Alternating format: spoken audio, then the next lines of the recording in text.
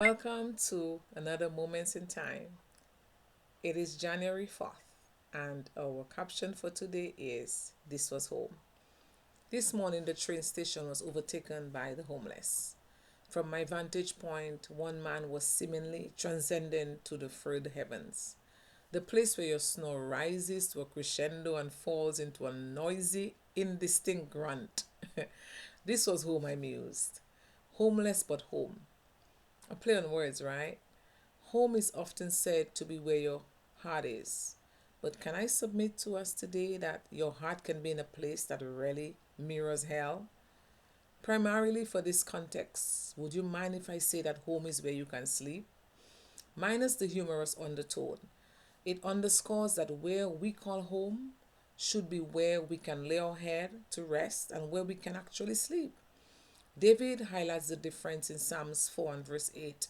He says, I will both lay me down in peace and sleep. Do you know it's one thing to lay down, it's quite another to lay down in peace, and it's yet another to be able to sleep? Being able to lay your head on a pillow poses an evocative question.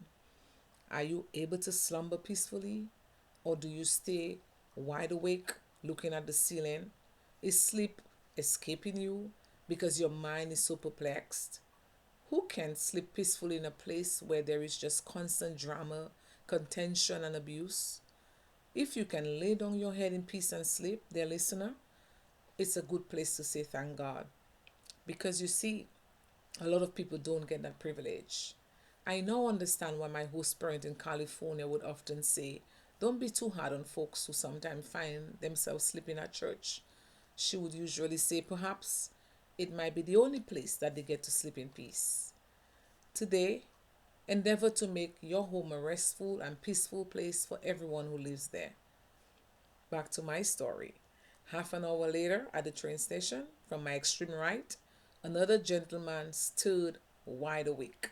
I could tell from his brisk strides that he must have had a restful repose. This was home. We will connect soon for another Moments in Time. I am your host, Liz August.